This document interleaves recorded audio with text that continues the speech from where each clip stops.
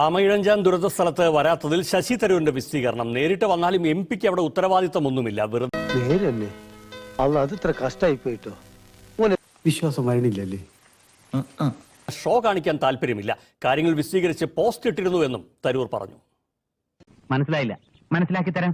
ഇടപെട്ടു, ആൾക്കാരെ വിളിച്ചു, ഞാൻ പോസ്റ്റ് ഇട്ടു 2 തവണ. ഒന്ന് ആദ്യ ദിവസം, ഒന്ന് രണ്ടാമത്തെ ദിവസം. അതിന്റെ ബോഡി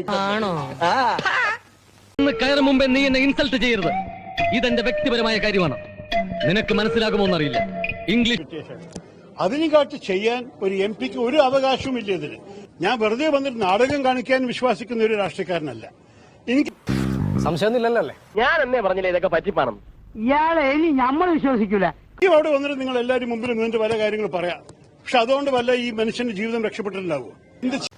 നിനക്ക് വിദ്യാഭ്യാസമേ ഉള്ളൂ, വിവരമില്ലാന്ന് ഇപ്പൊ എനിക്ക് മനസ്സിലായി. സ്വന്തം എന്ത് ചെയ്തിട്ടും കൂടെ ഒരു മെനയാവണില്ലല്ലോ സജി. ചെയ്യാന് അവിടെ വന്ന് നിന്നിട്ട് അല്ല, നിങ്ങൾ പറഞ്ഞു എന്ത് ചെയ്യാനാണ് നിങ്ങൾ പ്രശ്നം ആഗ്രഹിക്കുന്നത്. ഞാൻ ഇവിടെ ഉണ്ടെങ്കിൽ ഉറപ്പമായിട്ടുണ്ടായിട്ടുണ്ടാവും. നീ